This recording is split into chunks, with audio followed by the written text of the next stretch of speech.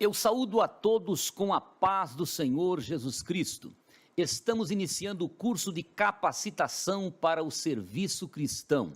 Sou o pastor Eliseu de Oliveira e estarei trabalhando a disciplina de bibliologia. Nós temos o nosso primeiro módulo, Teologia Triuna e Bibliologia. Ficou comigo a disciplina de bibliologia. Então vamos rapidamente fazer aqui uma explicação dos conteúdos deste primeiro capítulo do nosso assunto bibliologia, que começa com o que é a Bíblia.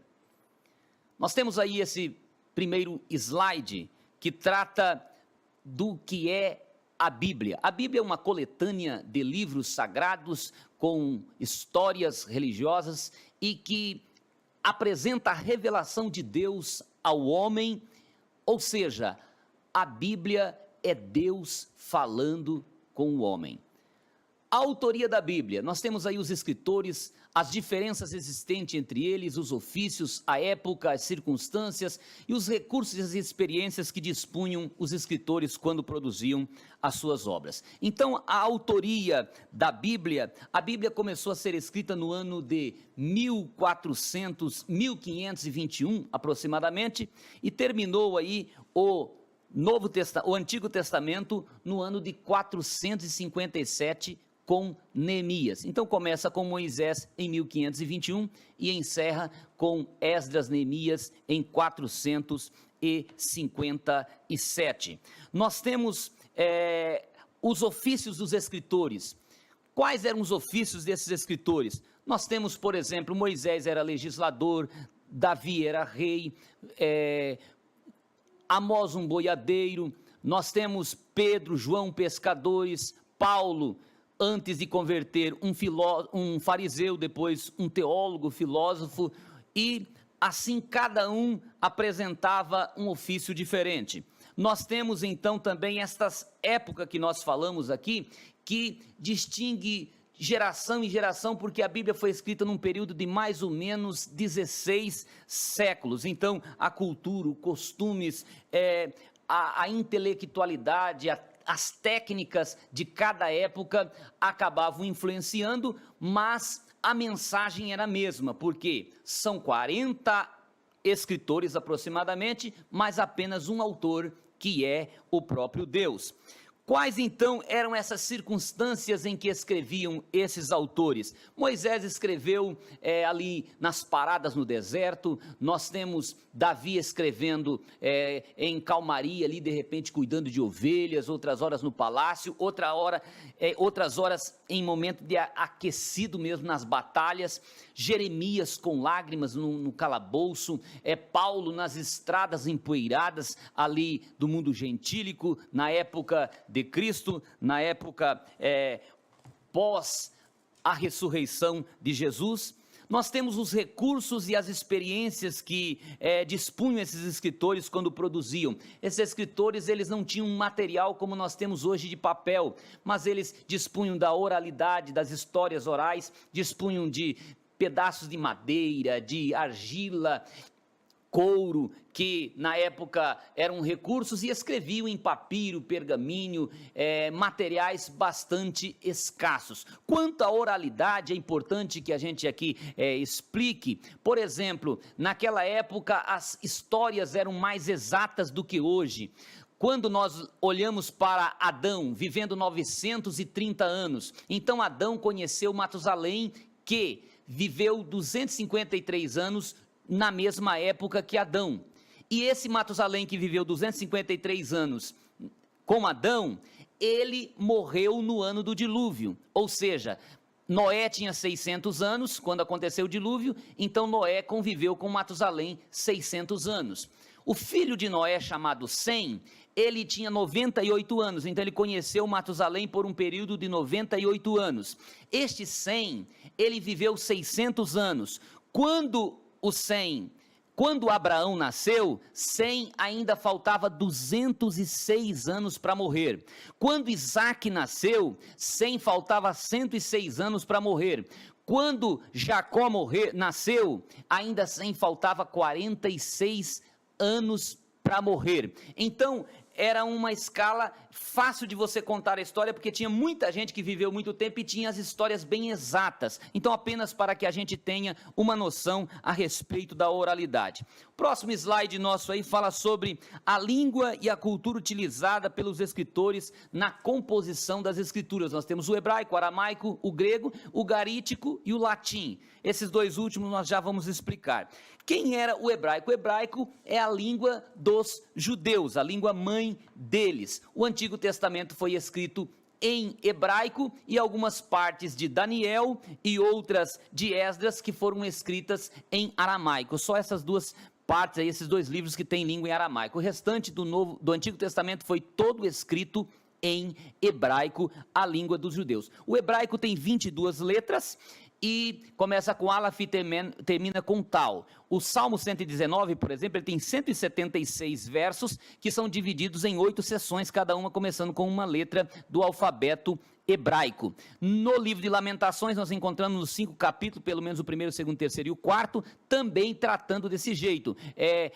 22 versos com 22 letras do alfabeto hebraico. O aramaico é uma língua semelhante à língua hebraica, entretanto com uma diferença nas vogais e na pronúncia, mas ele tinha apenas 22 letras da mesma forma que o hebraico. Então, essa língua aramaica, como é que ela veio surgir na Bíblia? Ela surge nessas partes da Bíblia, porquanto o povo de Israel foi para o Egito, para a Babilônia, em 586, começando em 606, na deportação. E lá eles desaprenderam a língua hebraica, pelo menos os filhos deles que nasceram, e aí aprenderam a língua aramaica e trouxeram essa língua para cá, e essa língua agora passa a ser uma língua utilizada pelos judeus, até mesmo nos dias de Jesus Cristo, que era a língua predominante nos dias de Jesus Cristo ali entre os judeus, o aramaico, e não o hebraico. O grego, a língua grega é a língua que começou a ser instituída no ano 300 a.C. com Alexandre o Grande, e essa língua, devido ao Império Grego ali no mundo helenístico, ter um comando muito grande, nós conhecemos muito bem a questão da filosofia grega, então eles dominaram e essa cultura impôs a língua deles, e a língua foi espalhada pelo mundo inteiro. Nos dias de Jesus se falava muito o grego, então por isso o Novo Testamento todo foi escrito em grego. Quanto ao ugarítico, eu coloquei aqui o ugarítico porque nós temos os franceses em 1928, que eles fizeram uma grande descoberta e descobriram ali em Ugarit, na Síria, essa língua, que é uma língua anterior à língua fenícia, que é uma língua antiga, e aramaico e o hebraico. Então, ela clarifica os conhecimentos a respeito da língua aramaica e hebraica e ajuda também em relação a alguma coisa do grego aqui para o entendimento das escrituras. Na questão do latim, o latim não existe textos em latim, mas como o latim era a língua oficial de Roma e ela é a mãe da língua portuguesa, então o latim do Império Romano, o Império Romano mandava na época de Jesus, e nós temos então palavras como Paulo em latim, Cesareia, Tiberíades, são palavras que aparecem na Bíblia em latim, mas não há textos. Está aqui para que a gente entenda que na época de Jesus o mundo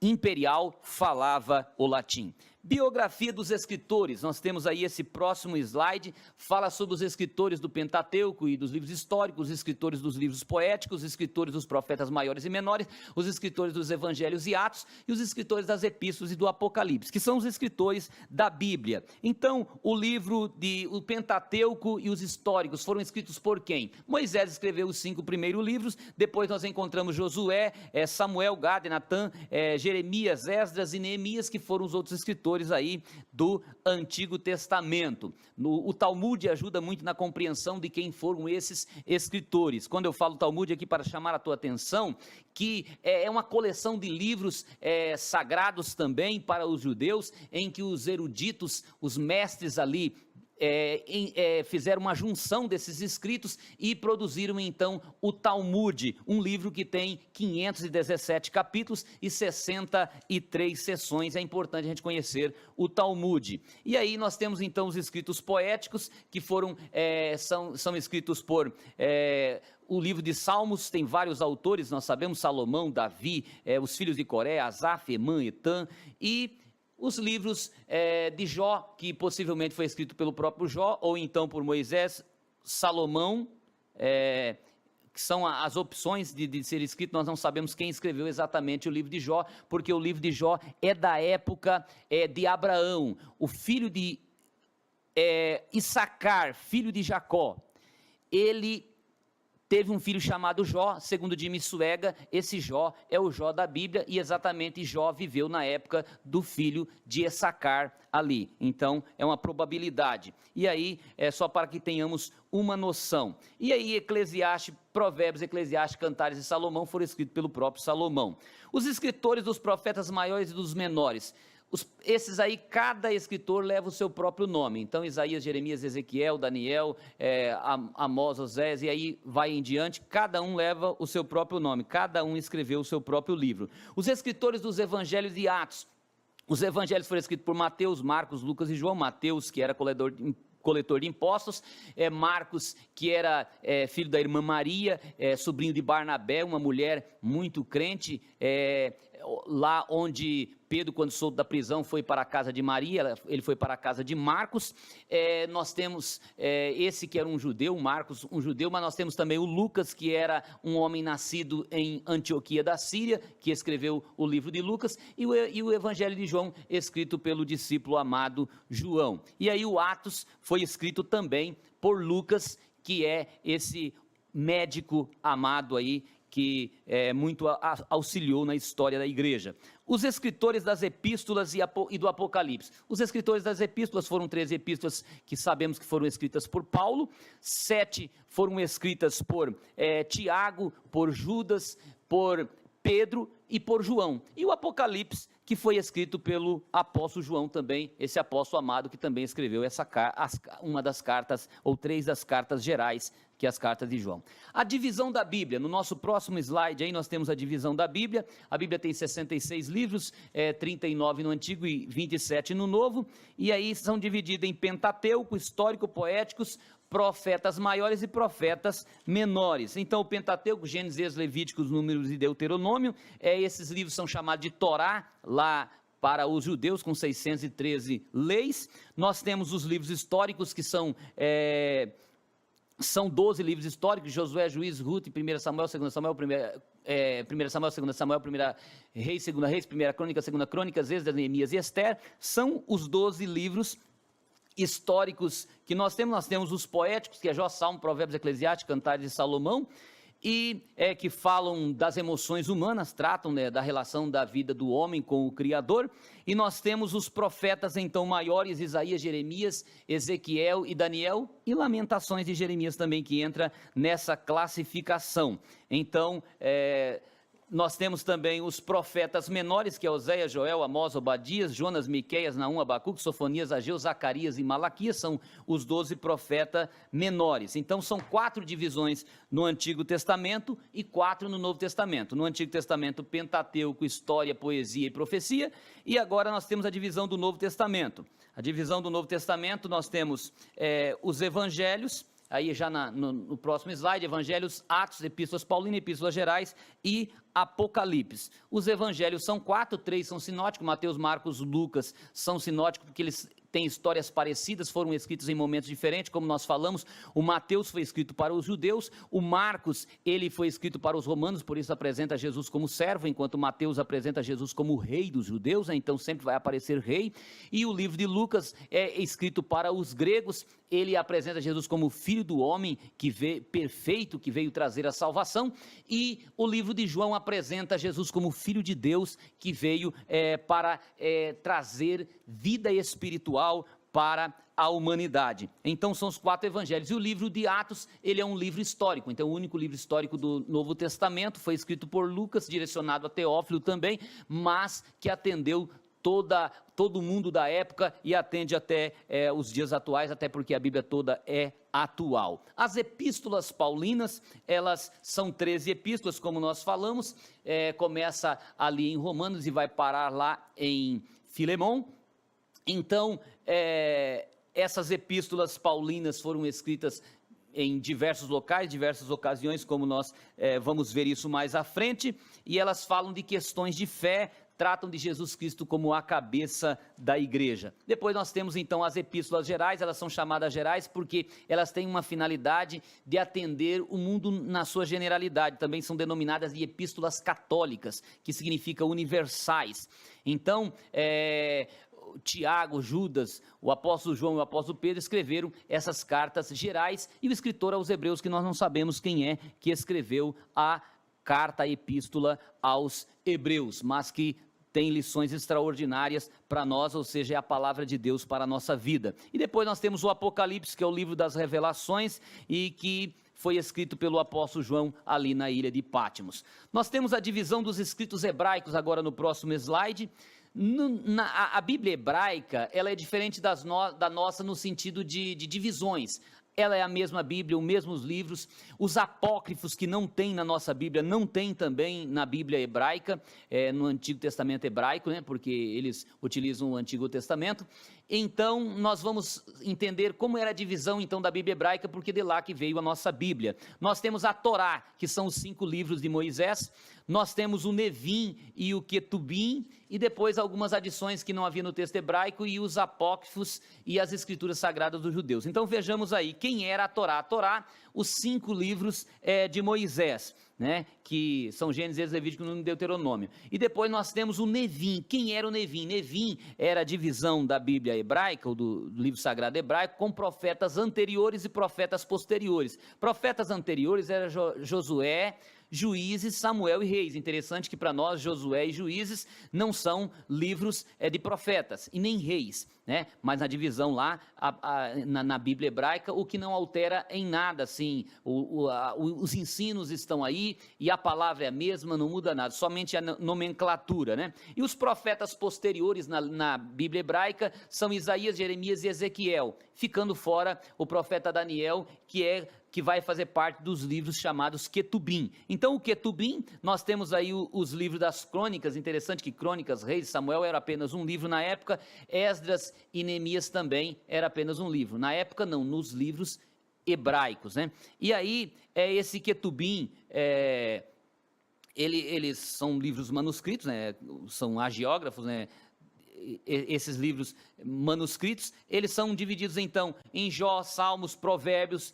Aí tem uma lista aqui, né? Não são os mesmos nossos poéticos, é Jó, Salmos, Provérbios, aí vem Rute, que não está lá nos Nevim, aí vem Cântico dos Cânticos, aí vem Eclesiastes, vem Lamentações, Ester, e aí entra o Daniel, que é um profeta, e entra aqui também no Ketubim, e Esdras e Crônicas, que entram aqui nos Ketubins. Então, esses livros eram lidos em festas especiais. Por exemplo, na festa da Páscoa era lido o Cântico dos Cânticos, na festa das Semanas do Pentecoste, o livro de Rute, na festa dos Tabernáculos de Ester, de Eclesiastes, melhor, na de Purim e Ester, e no aniversário da destruição de Israel, ou de Judá, era lido o livro de Lamentações. Algumas adições que não havia no texto hebraico, é importante nós observarmos essas adições, irmãos, porque os títulos da Bíblia foram colocados depois, então o título não faz parte da canonicidade, não podemos dizer que são inspirados pelo Espírito Santo, porque eles não são Bíblia em si. Então, aquelas palavras em itálico também que aparecem na Bíblia, por exemplo, Mateus 2:7, aquela letrinha deitada, curvada, ela indica que é um reforço para a gente entender na hora da tradução. Então o tradutor, quando traduziu, ele trouxe esse itálico, então essa palavra itálico não aparece também no original. Palavras entre parênteses, elas servem para explicar assuntos, então para complementar, nós temos em Marcos 5:8 e outros tantos textos que apresentam. Palavras na margem ou no rodapé também não são a Bíblia, elas explicam, por exemplo, João 19:12, fala assim, contra César, e aí lá está no rodapé, opõe-se a César, que significa explicações para melhorar, não estão também nos originais. A divisão em capítulo e versículo, nós vamos ver lá na frente, também não é original. A divisão em parágrafos é importante, uma letrinha preta começa lá, sempre uns parágrafos, isso ajuda bastante a gente entender os textos, mas tem muito leitor da Bíblia desavisado que não presta atenção nisso aí. Então observe um parágrafo porque ele fecha uma ideia, entretanto não está também no original, é apenas para ajudar, onde o autor ali original, ele fez ali a divisão do seu assunto, mas na hora de escrever, na maneira daquela rústica da época, não tinha as tecnologias de hoje. E referências de rodapé e depois versões bíblicas. Às vezes a gente fala versão, tradução. Qual a diferença de versão para tradução? Tradução é quando eu escrevo de uma língua para minha.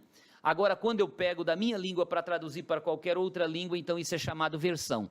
Dá quase uma coisa só, mas para que os irmãos entendam, as versões bíblicas, elas também não são do original. Os apócrifos e as escrituras sagradas. Nós temos aí vários livros apócrifos que não estão, como eu disse, na nossa Bíblia, mas também não estão na hebraica. Entretanto, estão na Bíblia de edição católica, e que esses livros são vários deles, são livros de sabedoria, de gnômia, são livros de história, são livros de ficção e são livros também de escatologia. Então são 4 tipos de livros que existem entre esses apócrifos. Eles são muito perigosos, não deve ter os livros apócrifos no meio das nossas Bíblias, porque o crente desavisado pode misturar e aí um pouco de fermento pode levedar toda a massa. Então, não sabendo usar o fermento, é melhor deixar fora. Recursos estilísticos e figuras de linguagem, nosso próximo slide aí. Nós temos então maneiras para interpretar a Bíblia, e aqui essas figuras de palavra, e figuras de pensamento, e figuras de sintaxe. Nas figuras de palavra nós temos a metonímia. A metonímia, passa aí para nós agora os slides, irmão, para a gente dar uma olhada, e passando mais rápido eles. Nós temos aí, vamos lendo os slides na tela. Guarda o teu pé, quando entrares na casa do teu Deus. Tem que guardar o corpo todo, né? Então isso é uma metonímia. A palavra metonímia, ela consiste em empregar um termo no lugar de outro. Aí nós temos a próxima aí, símile. Melhor é a repreensão aberta do que o amor encoberto. Símile é uma comparação. Então, é melhor isso do que aquilo. Isso é como. Então, quando você utiliza do que, como você utiliza como, por exemplo, o diabo é como um leão. Então, é uma símile, o como, né? E aí, essas comparações para ajudar na Bíblia. Metáfora. Eis aqui o leão da tribo de Judá. A metáfora também é uma figura de palavra chamada comparação, para comparar. Então Jesus é o leão, mas a gente sabe que Jesus não é um leão. Jesus é para demonstrar a força, o poder, o domínio de Jesus. Interessante que Jesus é o leão, é uma metáfora. Agora, Satanás é como o leão, aí já é uma símile, é uma comparação. Olha a diferença. A comparação, ela utiliza essas palavras como, do que são conjunções. Agora, quando eu uso a metáfora, eu não uso, então, as conjunções como, do que ou outras comparativas. E aí nós temos a sinédoque. A sinédoque, ela também é uma forma de metonímia. Observe aí, porque todas as vezes que comerdes este pão e beberdes este cálice, quando a gente bebe o cálice, a gente não está bebendo aquele cálice, a gente está bebendo o suco de uva que está dentro do cálice. Então, mas isso ajuda a dar beleza ao texto. Então, as figuras de linguagem, elas servem para isso, para dar beleza ao texto, dar compreensão, fortalecer as emoções e nos levar a sentimentos mais próximos de Deus. Então, elas são totalmente corretas e fazem parte da linguagem, né? Então quem estuda linguagem entende isso, e nós que estamos aqui estudando a palavra de Deus precisamos entender também. A catacrese está aí, e tomou a mulher a tampa e estendeu sobre a boca do poço. Poço tem boca? Então isso é uma catacrese. Nós vamos encontrar muitas catacreses na Bíblia e no dia a dia. Por exemplo, dente de alho, alho não tem dente, pé de cadeira, cadeira não tem pé, e essas coisas assim. Então tem na Bíblia isso para ajudar. Isso são figuras chamadas catacrese. Figura de pensamento agora. Hipérbole e ironia. O que é uma hipérbole? Hipérbole é um exagero. Olha lá, também vimos ali gigantes, filhos de Anak, descendendo dos gigantes, e éramos aos nossos olhos como gafanhoto. Você já pensou você olhar para uma pessoa e ele te ver como gafanhoto e você ver ele como, você sentindo como gafanhoto em tamanho? É impossível. Então é um exagero, na verdade, um exagero para dizer que a coisa era forte, para reforçar, mas não é uma mentira. Então tomemos cuidado com uma coisa com outra. Figura de linguagem não é mentira, ela é apenas para embelezar e fortalecer e dar expressão e interpretação ao texto. A ironia é quando se tira sarro, quando de certa forma zomba. porque às vezes a gente está zombando de forma séria para poder dar uma lição a uma pessoa que não está levando as coisas a sério. Então está aí, ó, na verdade que vós sois o povo, disse Jó, e convosco morrerá a sabedoria, porque eles estavam penando com Jó ali. Então, na verdade está dizendo ali, na verdade que vós não sois o povo. A ironia é exatamente o contrário. Então, a gente tem que tomar cuidado em usar a ironia, porque a gente pode estar errando no sentido de ficar criticando o que não deve, mas quando ela precisa ser aplicada e aplicada da forma certa, ela é interessantíssima e necessária, e na Bíblia nós temos ela. Então nós temos também aí, depois de ironia, nós temos a prosopopeia. Prosopopeia é uma atribuição de características ou ações e sentimentos humanos a seres inanimados. Então uma prosopopeia, os montes outeiros exclamarão de prazer perante a face, todas as aves do campo baterão as palmas. Então nós temos ações das árvores, dos montes, dos rios, como se fossem seres humanos. Isso é chamado uma prosopopeia. Antítese é quando vem noite e dia, luz, escuro, claro.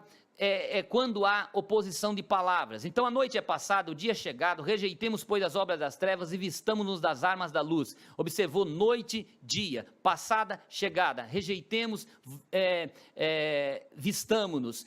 Obras, armas, então são oposições e que são chamadas antítese. Clímax ou gradação. O que é um clímax ou gradação? É a apresentação de ideias em progressão ascendente ou descendente. Nós temos ali, o amor tudo sofre, tudo crê, tudo espera, tudo suporta e vai indo.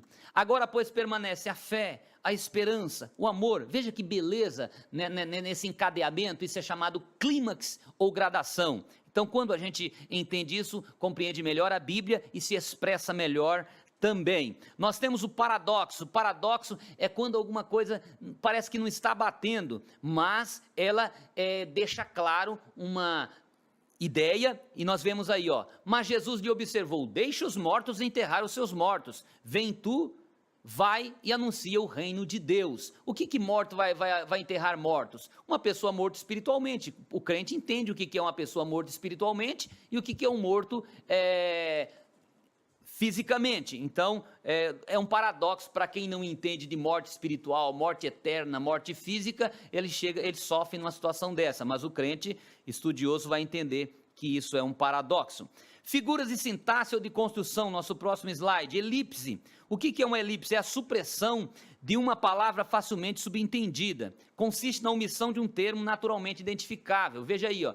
Os alimentos são para o estômago, e o estômago só que essa letrinha E não tem lá na Bíblia, mas ela está subentendida, então isso é uma elipse. Existem muitas elipses na Bíblia, que são essas supressões. O zeugma, o que é o zeugma?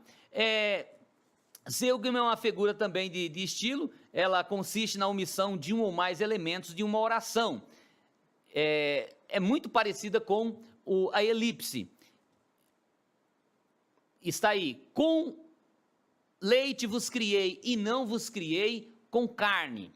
Então ela repete o criei. Enquanto o elipse ela tem uma palavra nova, o zeugma não, ela repete uma palavra anterior que foi já citada, por isso se chama zeugma. Então com leite vos criei, e aí teria que dizer, e não vos criei. Esse vos criei não existe, então está subentendido, por isso se chama zeugma, uma diferença pequena do elipse. O pleonasmo é um vício, você repete a mesma palavra. Então está aí, apedrejou com pedras. Quem não sabe que quem apedreja com pedras? Queimaram com fogo, apedrejaram com pedras. Então isso tem na Bíblia para reforçar. Olha como foi o pecado, olha como que foi agido, e apedrejaram com pedra. Ele viu com os próprios olhos. Então às vezes exige isso aí para dar um reforço, mas não significa que seja um erro.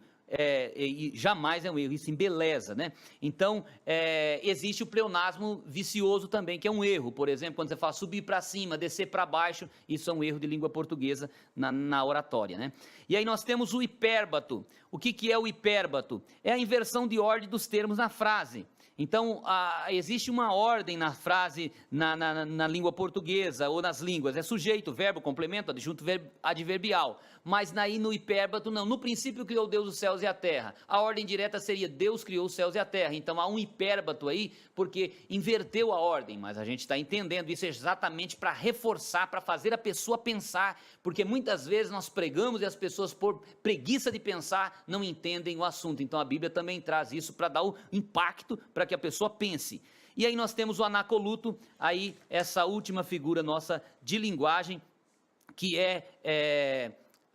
está aí: se porém dissermos dos homens, tememos o povo, porque todos sustentavam que João verdadeiramente era o profeta. Quer dizer, uma figura em que na mesma frase uma expressão não se liga a outra pelas regras da sintaxe. Então a sintaxe é a organização das frases e às vezes a palavra ela não se liga, ela está totalmente desconecta, mas essa desconexão é exatamente para fazer a pessoa pensar, e quem lê o texto já subentende e leva ele a pensar, e ele vai ver que existe uma profundidade de Deus naquela situação ali, e por isso é que a Bíblia traz também os anacolutos. Deus abençoe.